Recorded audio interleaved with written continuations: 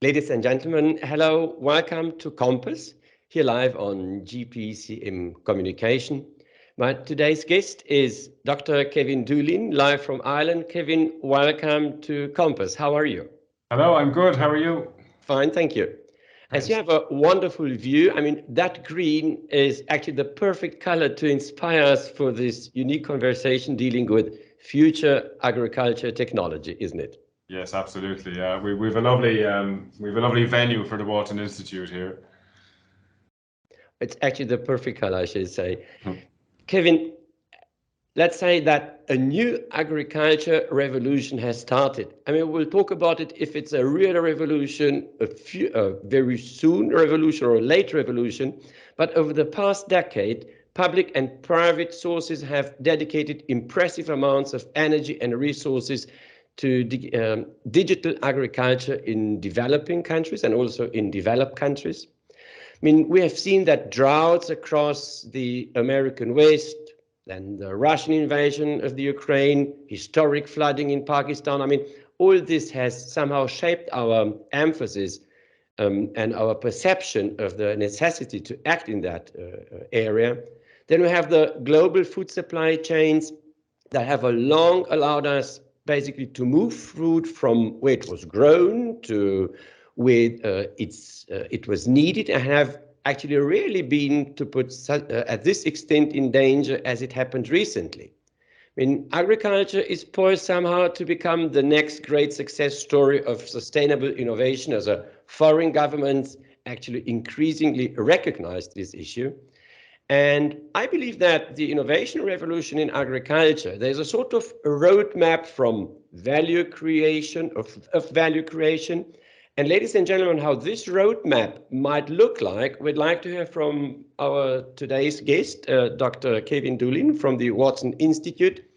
Kevin, you are the executive director of the Walton Institute, and your institute is actually involved in a sort of pioneer work in terms of this agricultural, with several projects with this agricultural revolution. Welcome once more.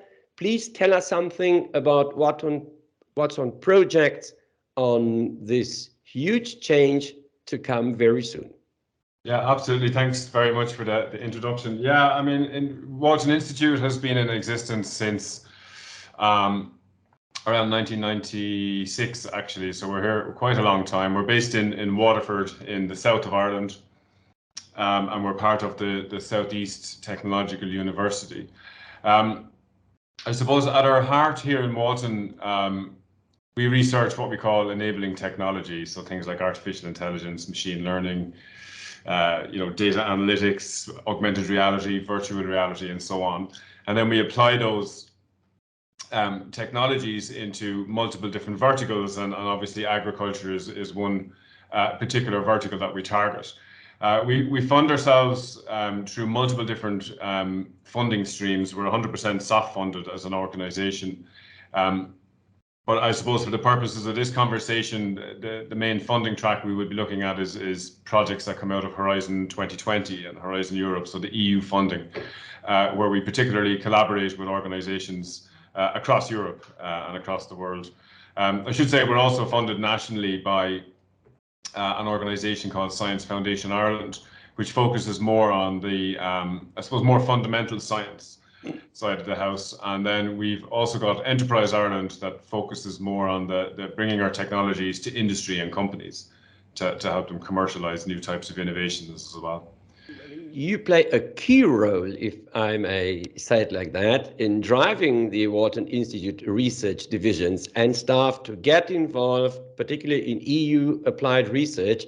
This is a very challenging and a very responsible duty which you have to fulfill.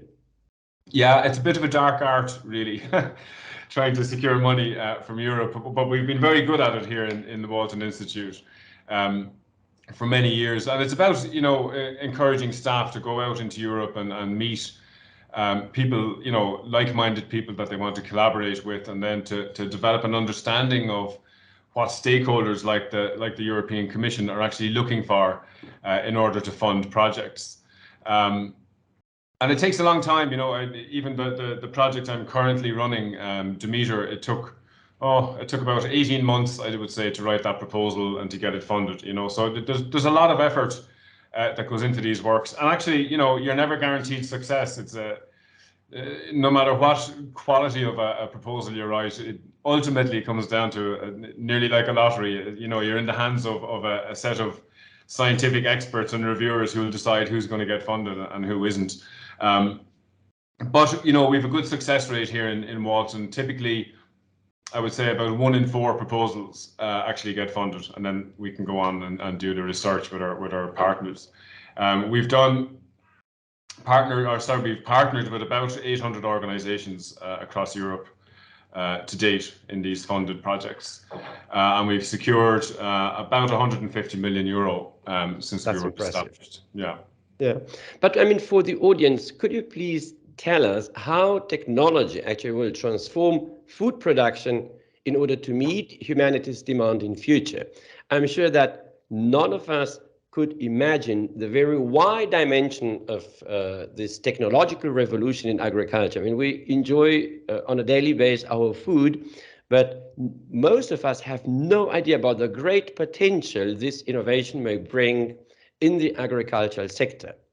Yes, absolutely. So really, yeah, technology is already transforming the way food is produced.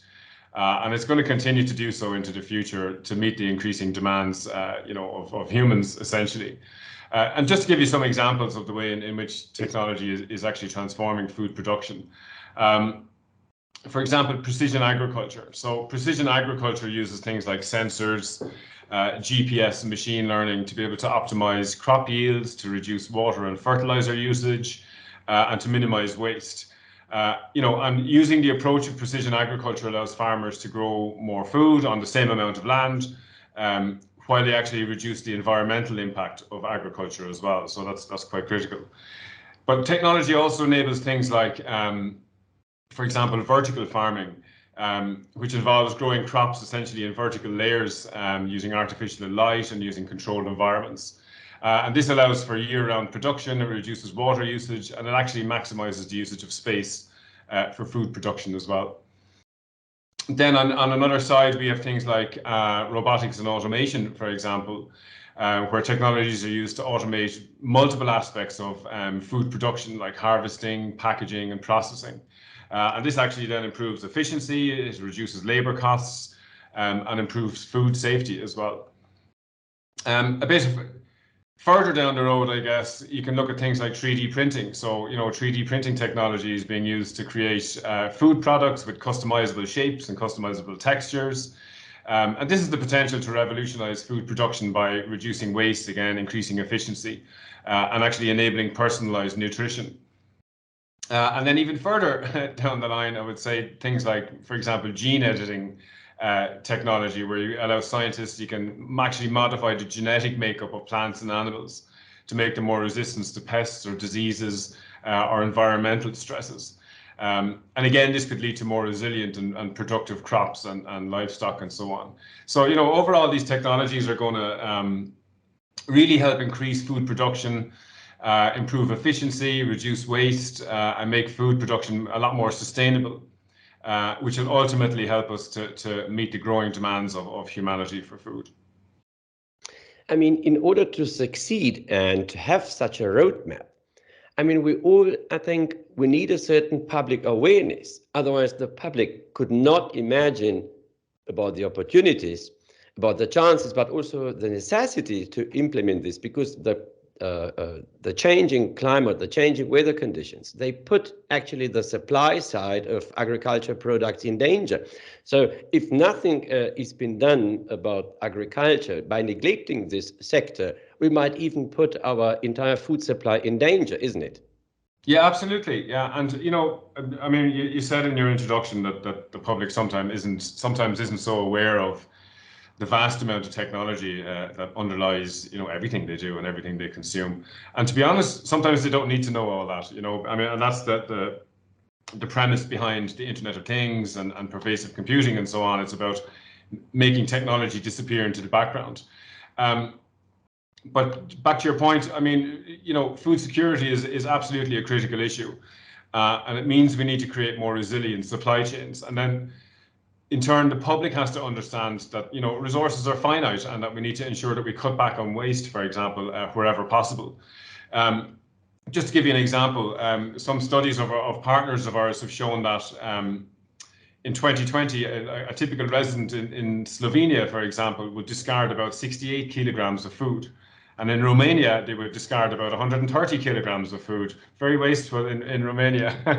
And this figure actually only includes waste that's entered the public waste management system.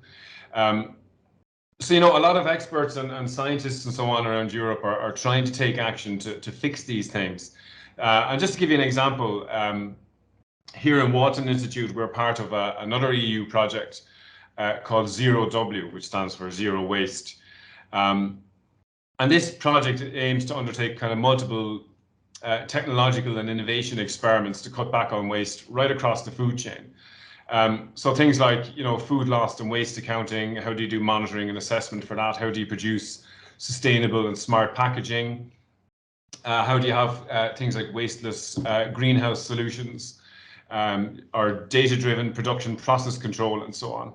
So they've multiple, you should check out their website, Zero W, Horizon Europe Zero W project. It's well worth a look.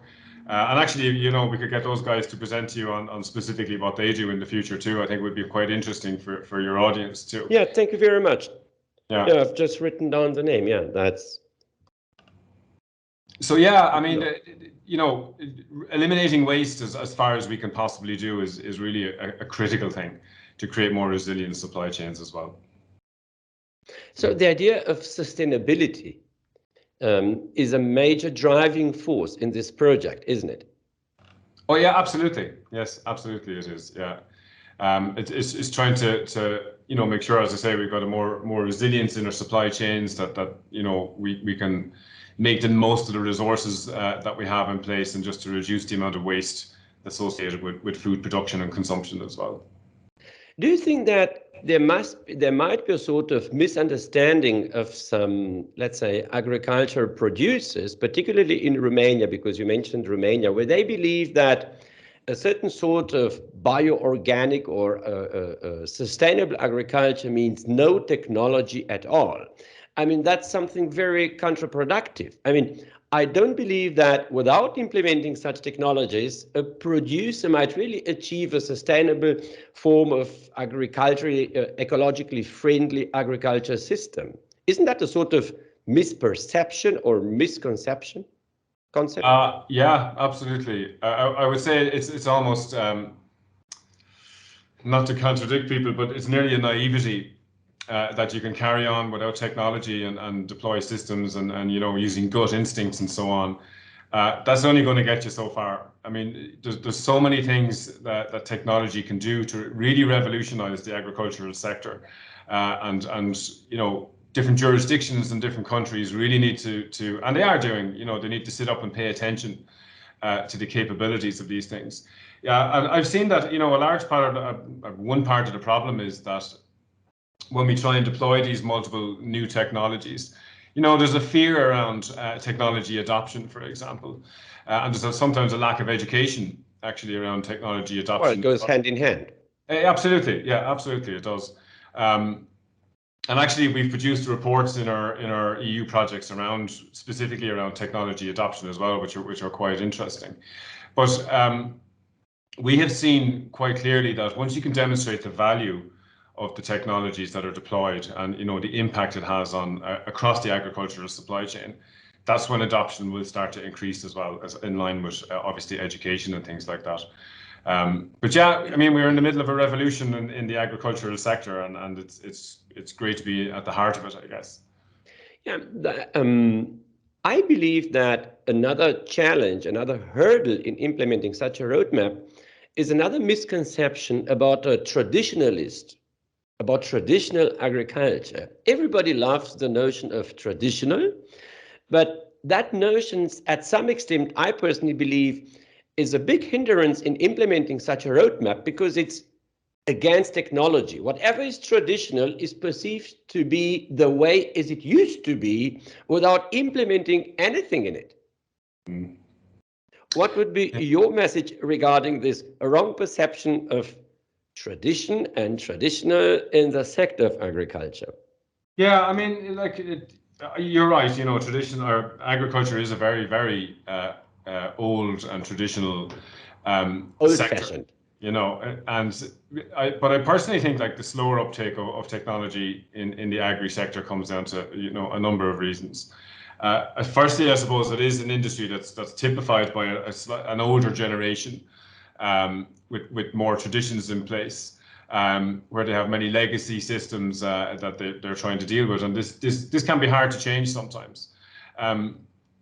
Also, now this is very much my own opinion, that I have kind of noticed that there's been a relatively late push from funding agencies on the agri-tech front. Like, that's not to say it was never there, but there certainly seems to be more of an increased focus recently. So other areas perhaps have had a stronger focus on technology deployments over a longer period, or things like, you know, health or transport or financial services and retail and so on.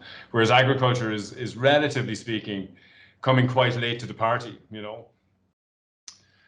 So yeah, but again, you know, there are obviously the farming community is by and large quite traditional, but there's more and more we see, you know, younger people coming back to rural places and taking up running of farms and so on,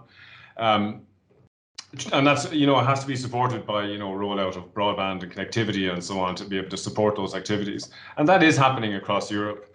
But again, you know, you don't have to break with tradition. You can just assist your traditional practices, I guess, with more technology. Exactly.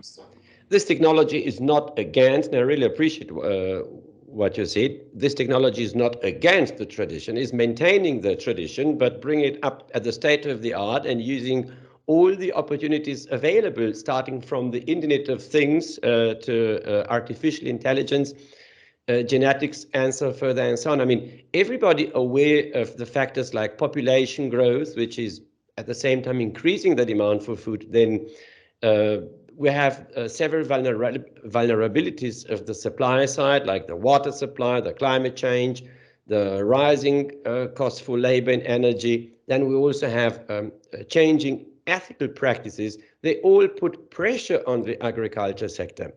So the impact could be very severe without implementing actually these advantages of technology. So being aware of all these risks, we are noticing on a daily basis, actually they should run over and knock at your door desperately and say, please help us, the sooner the better, in order to face such challenges. Yeah, absolutely.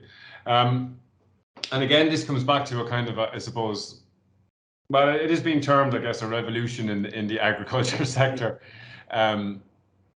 But again, I mean, if you can show the benefits to people and show them that you're not throwing out the old ways of doing things, but you're just enhancing them and making it better.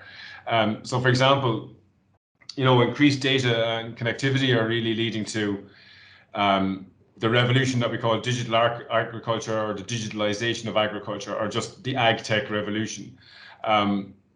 Things like advancements in data analytics, artificial intelligence, and the Internet of Things, they're in place. They can enable farmers to collect and analyze vast amounts of data, you know, about their crops, their weather patterns, soil conditions, and so on.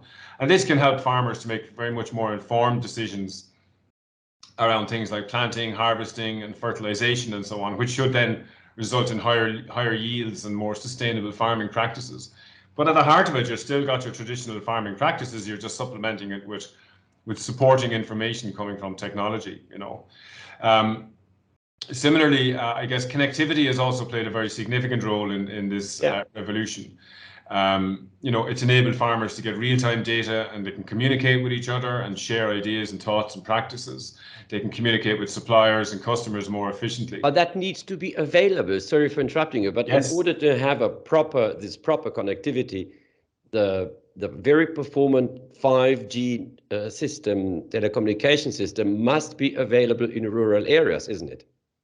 Yes, absolutely. And we've found that in for example, in the Demeter project that we're running, that you know, you can create all these fantastic technologies, but if people can't connect to it, it may as well just sit on the shelf.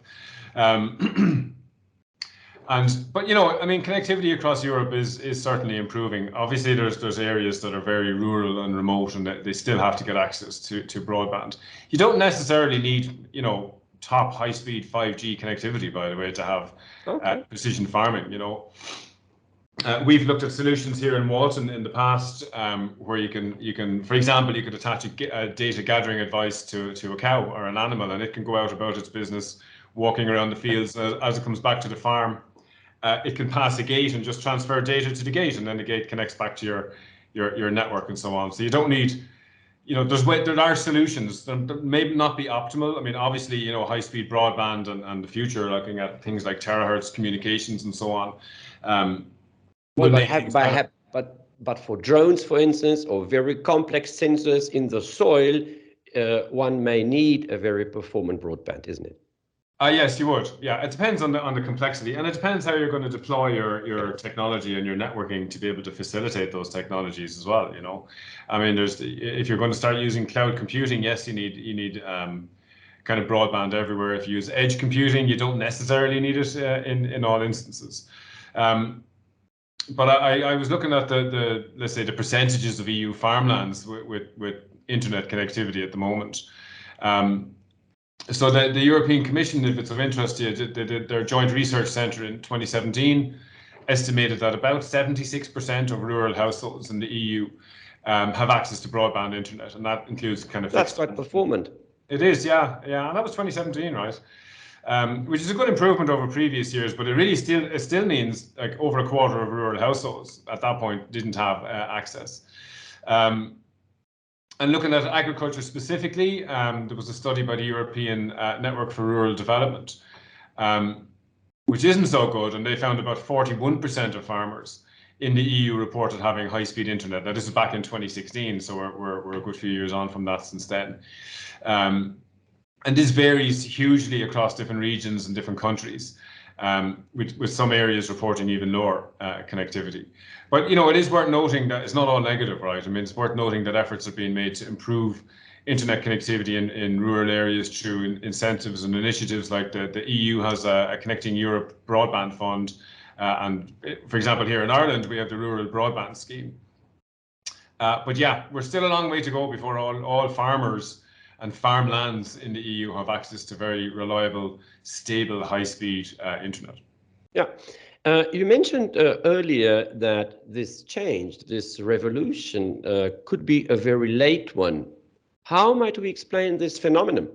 Why is implementing high technology in the agricultural sector maybe later than in other areas, like, let's say, transport, public health, defense, public services, public enterprises, and business as usual? Why is this digital revolution so late?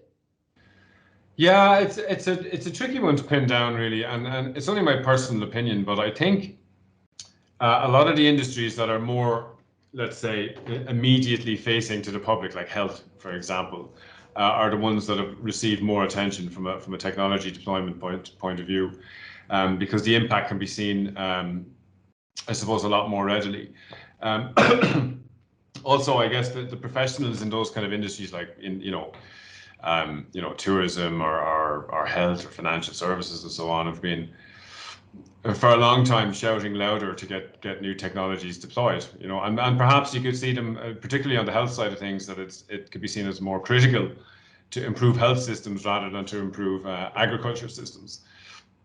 I'm not saying that's the right thought process for people to take, but that's just my personal opinion on how it has transpired to date.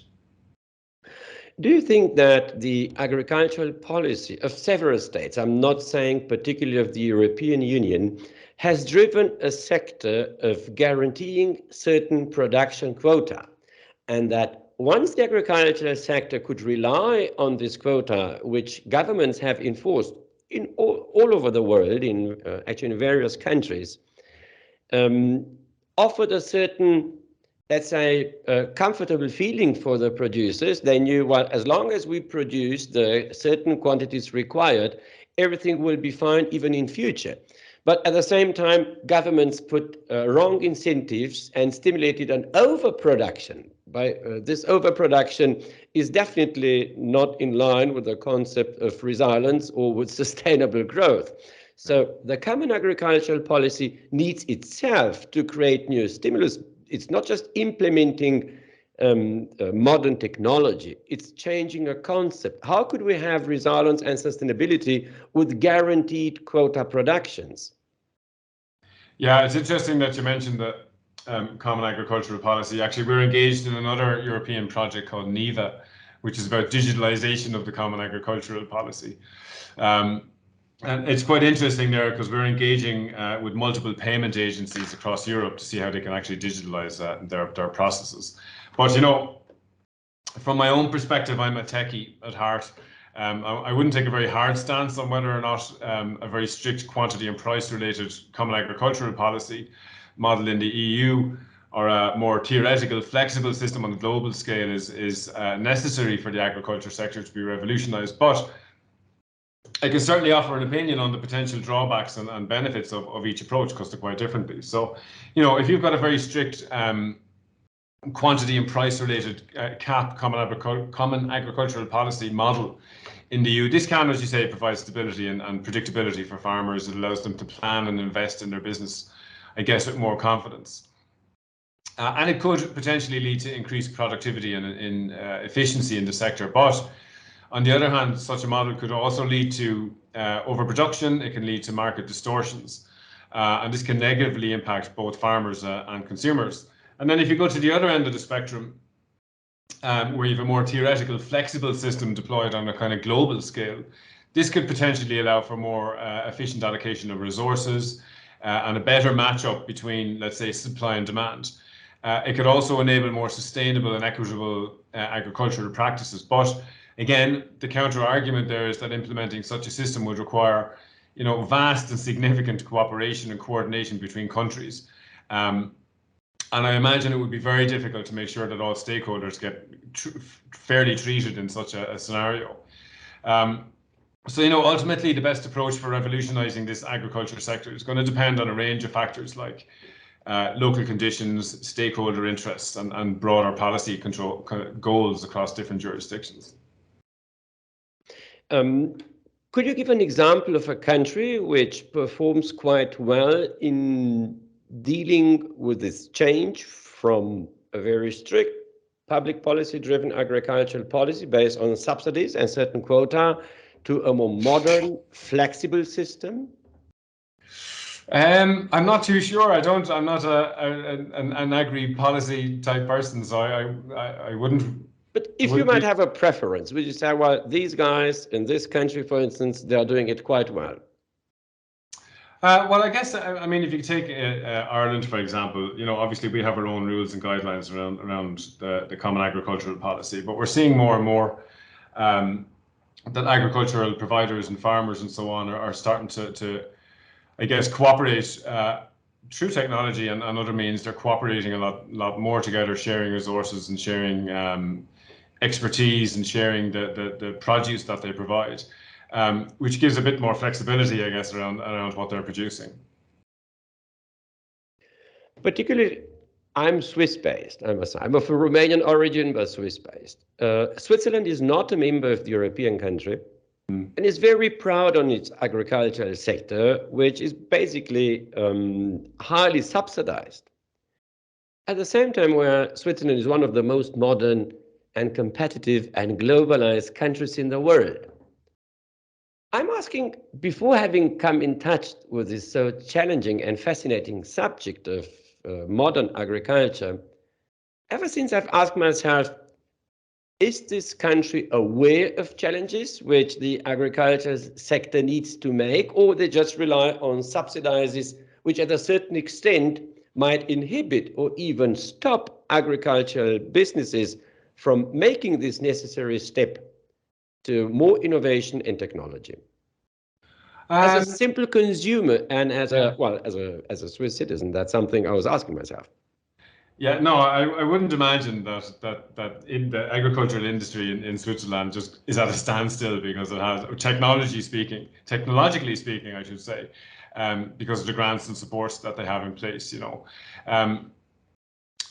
Like we've seen through the work that we do, in particularly through our own engagement with the likes of the World Farmers Organization, that the demonstrable value of agri-tech transcends borders. So you can have all the grants and funding and public policy that you want, but farmers across the globe are increasingly aware of the benefits of technology and how it can improve their processes, regardless of what their own jurisdictions have to say about it. It comes down to demonstrating the value creation through technology. And a key part of that actually as well is to ensure things like interoperability across different jurisdictions. So even in our project Demeter, we're looking at interoperability of the agri supply chain.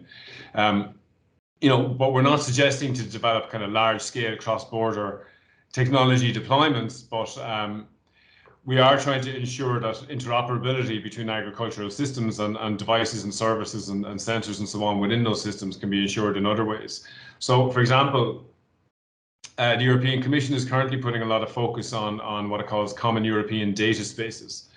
I don't know, have you come across those? But they're trying to deploy standard models for data management across multiple different verticals. They need to be GDPR compliant. People need to be able to get access to the data, rules based and so on. And in particular, then there's what's known as, from the agriculture point of view, there's a big push now on the European Common Agricultural Data Spaces as well. So you'll see a lot of different EU projects, like our Demeter project, that are focusing on now looking at things like developing technical ontologies for data management and that align with these common data spaces. And once you have these different ontologies and standards in place, it'll enable all these different technical systems to interoperate a lot better. So, excuse me. So within the Demeter project, we have developed what we call the agricultural information model. This information model allows you to effectively model out all the information that comes from an agricultural setting. It could be weather patterns, it could be machinery performance, it could be data from sensors in the ground and so on. But to do it in a kind of a standardized and harmonized way. And we're actually pushing that now towards international standards as well. So to come back to your question about Switzerland, for example, we've engaged with partners in Switzerland. We've engaged with partners right across Europe. They're all aware of different advances in technologies and the benefits of those technologies. So I think regardless of policy policies in their own jurisdictions and grants and supports and so on, people want to innovate and they're going to push forward with innovation regardless. What do you think would be the impact on developing countries? I mean, we have developing countries which are severely affected by the climate change, and mainly the developing countries are also these countries affected by a huge population growth. What about their interest in implementing such technologies? Yeah, it's an interesting question. We've kind of done international webinars, for example, where we've had multiple participants from less developed countries, let's say, where they're trying to understand the technologies and the practices and so on. For sure, they're going to lag behind a little bit, particularly in terms of, as we discussed earlier, the lack of broadband across all regions and things like that. It makes it very difficult. But there are, I guess countries have to start somewhere, right? They don't have to take the latest and greatest technologies, but they can certainly, maybe take some of the older developments that have been put in place that are perhaps quite common practice now across Europe, and take those in and try and deploy them.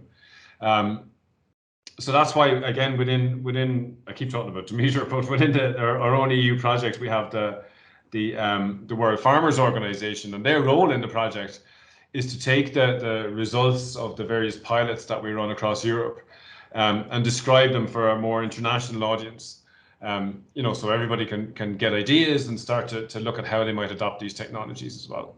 So it's actually not just a transfer of technology, a transfer of know-how.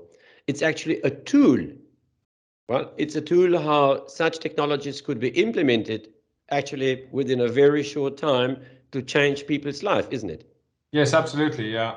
Because I mean, projects like mine and others, they're really not just about developing technology. Obviously, that's a core part, but they're about showcasing what technology can do for people and trying to package it in a way that makes it, I guess, very accessible for people that may not be they may not be as technologically advanced, or they might not have the systems and processes in place that they might want to use. So trying to package up maybe subsets of technology that can solve particular problems and showing the value for that is really important. And this interconnectivity, and if I may say to the audience, I mean, you originally come from the Internet of the Things. So one guy has to be quite visionary to implement this concept of the Internet of Things in such a very traditional and sophisticated era like agriculture. I mean, what you have set up at Walton Institute is absolutely fascinating, and it needs a lot of visionary thinking to have basically the ideas of what could be done, not just what needs to be done, but how it could be done, which is actually 90% of the roadmap, I shall say. Yeah, absolutely. And it has to be said that in organizations like Walton Institute and others, and particularly when we're quite, let's say, hardcore technology focused, we don't have all the answers. We need to bring in multiple stakeholders. No matter what vertical that we're trying to address, we need to bring in multiple stakeholders to fully understand their problems. So like, for example, again, in the Demeter project, we have what's called the multi-actor approach, where we bring in actual farmers and we bring in policy makers, we bring in academics, we bring in large and small scale industries, and we try and understand the problems and solutions that they're looking for from multiple different perspectives. For years, historically speaking, there was a kind of a tendency in certainly in European projects to develop a technology, almost to develop a technology and then look for a problem to solve with it, if you know what I mean. Whereas now, and certainly the European Commission is pushing a lot harder that you need to involve all stakeholders from the outset. So, we've done a lot of work on this in Walton Institute. We've held events here in Waterford and in the region where we bring in farmers and stakeholders and we go, what are your problems? Tell us your actual problems on the ground, because I don't know the problems the farmer has on the ground. And then we combine those and we get them together with the scientists and the techies to kind of come up with, I suppose, clever solutions and ways to solve those particular problems. I mean, there's also a geopolitical dimension now towards the end of our discussion, which I'd like to mention. Ever since negotiations on a worldwide scale, particularly within the World Trade Organization, the agricultural sector has played a protected role of each country, whether they were crop producers or sugar producers. The agricultural sectors were mainly a sort of reason of hindrance in order to find better agreements for other industrial products, because each country wanted to protect its sector. I personally believe that once this digital revolution might be implemented on a worldwide scale, politicians might better deal with poverty.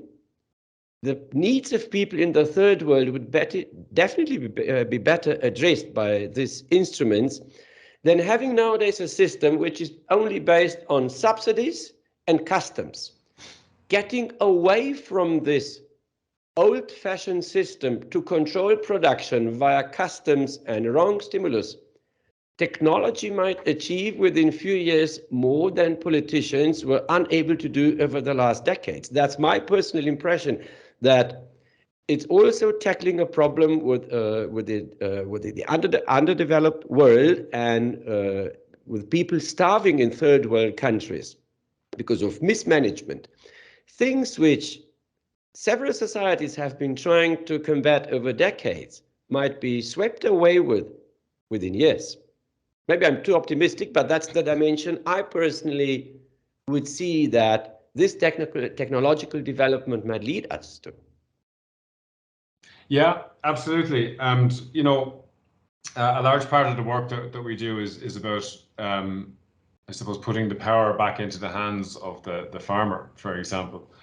You know, for I suppose, traditionally speaking, the farmers produce whatever they produce and they get told, here's the price we're going to give you for it, and that's it. Now we're trying to create systems where farmers have a lot more, I suppose, fine-grained control over what they produce, and they have a lot more flexibility on who they sell it to, or how they sell it, or where they sell it, or even when they sell it. And this enables them to take more control in the supply chain as well, which is really important. And it kind of breaks I'm trying to think the right term for this, but there's a kind of chains. Maybe it's too pathetic to talk about chains, but yeah, it's like breaking the chain, or nearly breaking the kind of walled garden model that exists in every country around the production of agricultural outputs. You know, so it's really important to put the power back in the hands of the farmers as well, but also in the hands of the consumers. You know, that's why we're using technologies to show things like, you know, where food produce comes from, and the traceability is important, and all these different things as well.